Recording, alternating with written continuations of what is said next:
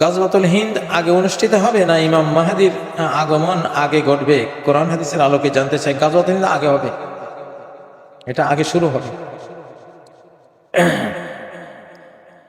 এখন এটা ইমাম মাহদির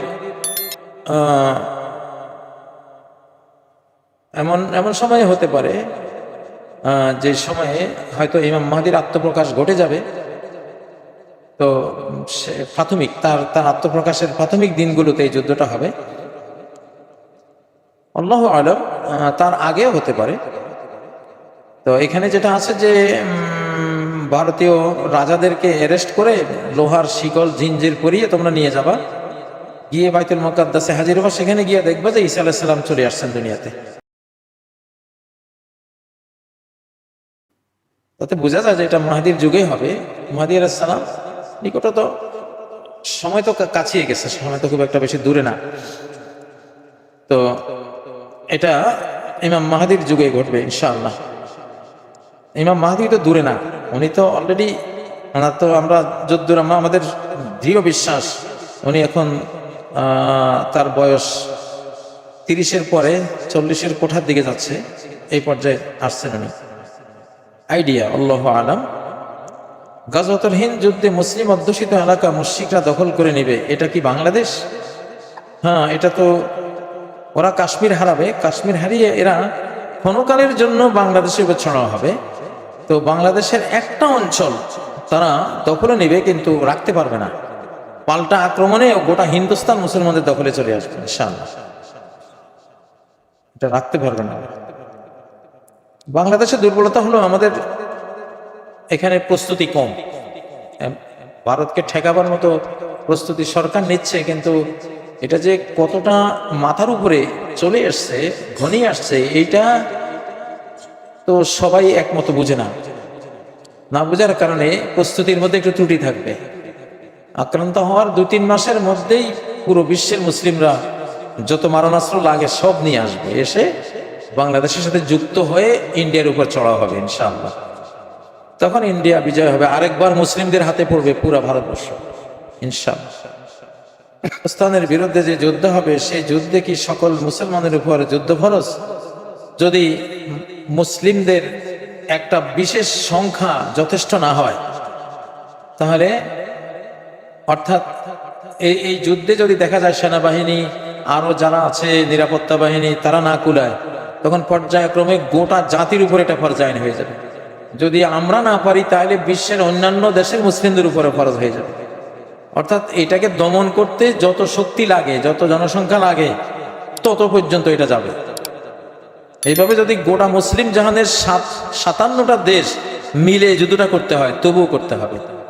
আর এটাতে আসবে সবাই, কারণ এখানে তো বিরাট সুসংবাদ আছে যে এই যুদ্ধে যারা যাবে সবার জাহান্নাম মাপ। এই জন্য ইরান, আফগানিস্তান, পাকিস্তান, বিভিন্ন অঞ্চল থেকে, সিরিয়া, ফিলিস্তিন, সারা বিশ্বের বড় বড় দেশ থেকে মুসলিমরা আসবে যুদ্ধ করার জন্য। আপনারা একা থাকবেন না এখানে। বাংলাদেশ সহ বিশ্বের যত যুব আন্দোলন, গণতান্ত্রিক প্রক্রিয়া, ইসলামী হুকুমত প্রতিষ্ঠার আন্দোলনে জড়িত, তাদের বিরুদ্ধে তথাকথিত কিছু ভাইয়েরা সর্বদাই বিভিন্ন ফতুয়া, বিপরীত অপব্যাখ্যা, একপেশে আলোচনা ইত্যাদি চালাচ্ছে। এছাড়াও ওনাদের প্রতিটি বক্তব্যে বোঝা যায় তারাই একমাত্র সহি আকিদার আমলে সালেহ করে আসছে এবং সহি মানহাজের দলবট। তাহলে সূরা নূরের 55-তে বর্ণিত আল্লাহর ওয়াদা অনুযায়ী পৃথিবীর কোথাও ওনারা রাষ্ট্র ক্ষমতা তথা খেলাফত কায়েম আদৌ পারছেন না, কেন জানাবেন? এখন কুল্লু হিজবিন বিমা লাদাইহিম ফারিহুন, সব দলেই তো তাদের যেটা মানহাজ, তাদের যেটা আমল মনে করে যে খুব আমারটাই সবচেয়ে ভালো, সবাই আনন্দ করে, নিজেরটাকেই শ্রেষ্ঠত্ব দেয়। এটা আসলে ঠিক না। জিনিসটা হবে সামগ্রিক, গোটা উম্মার উপরে বিজয়টা আসবে, গোটা উম্মতকে জাগ্রত হইতে হবে। এত বড় বিষয়, এত বড় একটা যুদ্ধ বিগ্রহ, গোটা বিশ্বের সাথে, বিশ্ব বেঈমানদের সাথে যুদ্ধ হবে, এটা ক্ষুদ্র কোনো দলের পক্ষে সম্ভব না। এখানে গোটা জাতিকে ঐক্যবদ্ধ হতে হবে ইনশাআল্লাহ, গোটা মুসলিম উম্মাকে নিয়ে এই কাজটা করতে হবে। আর আসলে যেটা অনেকে অনেক কথা বলেন, ঠিক আছে, কিন্তু এইভাবে বলাটা ঠিক না। মুসলিমদেরকে সুন্দরভাবে বুঝালে, কাছে টানলে, একসাথে বসলে অনেক ভাব বিনিময়, বুঝ বিনিময় হয় এবং এই জাতীয় সমস্যাগুলো সমাধান হয়ে যায়। দূরে বসে বসে সমালোচনা করলে আসলে কোনো লাভ নেই। দূরে বসে বসে এটা কেউ যাতে না করেন, আমরা অন্তত এই পরিস্থিতিতে আমরা সবাইকে আহ্বান জানাবো, আপনারা পরস্পরের কাছে আসুন, কাছে এসে কি সমস্যা, কে কি জানতে চায় এগুলো জানালে ইনশাআল্লাহ ঠিক হয়ে যাবে। মুমিন তো হলো নাকে রশি পরা উটের মতো, ওকে আল্লাহর দিকে টানলে, রাসূলের দিকে টানলে সে যাবে সেদিকে। হিন্দুস্তানের সাথে যখন মুসলিমদের যুদ্ধ হবে তখন সকল মুসলিমের যুদ্ধ করা কি ফরজ? হ্যাঁ, যদি কিছু মুসলিমের যুদ্ধে সেটা বিজয় না সম্ভব না হয়, তাহলে পুরো জাতির উপরেই এটা ফরজ আইন হয়ে যায় তখন। নাফিরে আম বলে এটাকে আরবিতে। বর্তমানে পাকিস্তানের সাথে যে যুদ্ধ হচ্ছে, সে যুদ্ধে ভারতের মুসলিম কার পক্ষ নিবে? ভারতের মুসলিমরা তো আসলে তারা তো বাধ্য, তারা কি করবে?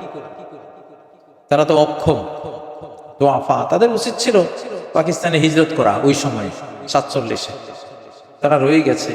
তো এখন তো তারা মুস্তাদআফুন, তারা দুর্বল, কিন্তু মনোগতভাবে তারা থাকতে হবে মুসলিমদের পক্ষে, পাকিস্তান বাংলাদেশের পক্ষে, মুসলিম বিশ্বের পক্ষে থাকতে হবে।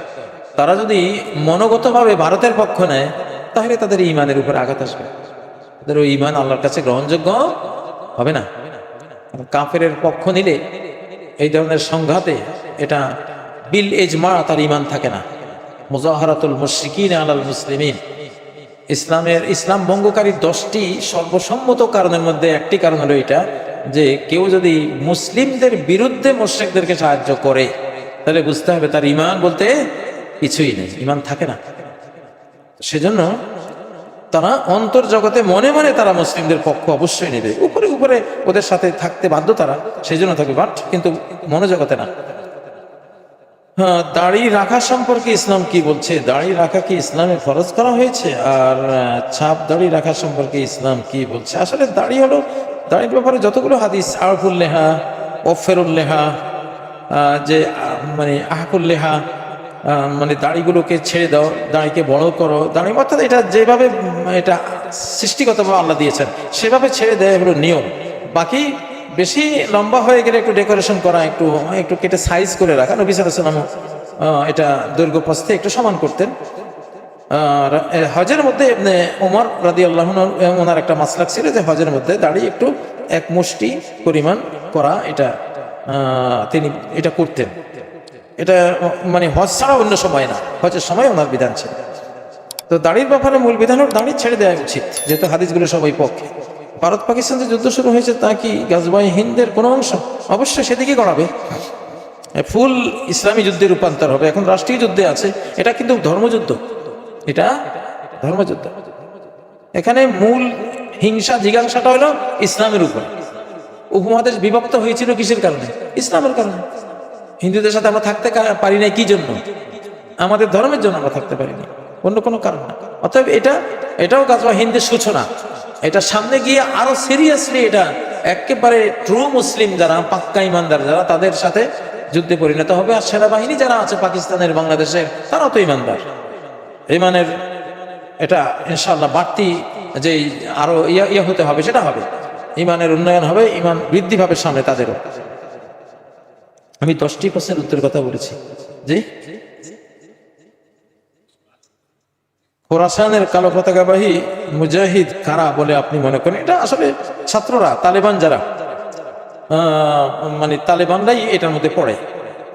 তাদের যে কালো পতাকা, তারা সুন্নি, সঠিক ইসলামী বিশ্বাস নিয়ে তারা কাজ করে। সবচেয়ে বড় বৈশিষ্ট্য ওদের, তারা আধ্যাত্মিকভাবেও বিশ্বের কোনো বিশ্ববিদ্যালয়ে, জামিয়াতে ইসলামের যে ইহসান, আখবিরনি আনিল ইহসান ওয়া আন তা'বুদাল্লাহা কাআন্নাকা তারাহ, যে মনকে বিশুদ্ধ করা, যেটা সুফিবাদীরা আমাদের তাসাউফের মধ্যে যেটা করা হয়, তো এটা ইসলামে ইহসান নামে আছে।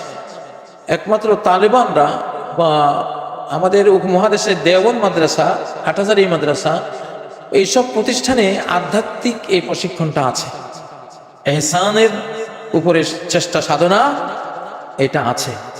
ওই যে রাতের সন্ন্যাসী হওয়া, কিভাবে বেশি আল্লাহ জিকির করা, ইবাদত করা, মুত্তাকি পরেজগার হওয়া, আল্লাহকে নিয়ে থাকা সব সময়, এই সাধনাটা এটা অন্যান্য কোনো বিশ্ববিদ্যালয়ে তেমন শুনি না।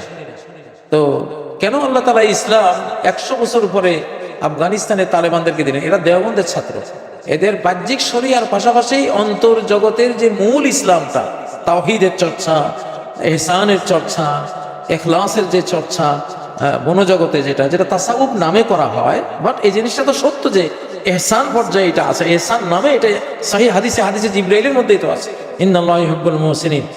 তো এটা ইব্রাহিম নাখরি, হযরত আব্দুল ইবনে মাসউদ, হযরত ইমাম আহমদ ইবনে হাম্বল, এদের সিলসিলায় এই জিনিসটা রাসূল সাল্লাল্লাহু আলাইহি ওয়াসাল্লাম থেকে এটা আসছে, সহিভাবে আসছে, এটা আছে।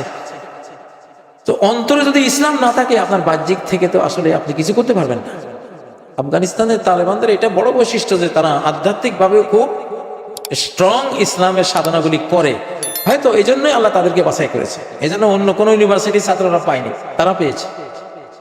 তো সেজন্য খোরাসানের কালো পতাকা যারা নিবে এরাই এদের থেকে যাবে। আল্লাহ তাআলা তৌফিক দেন।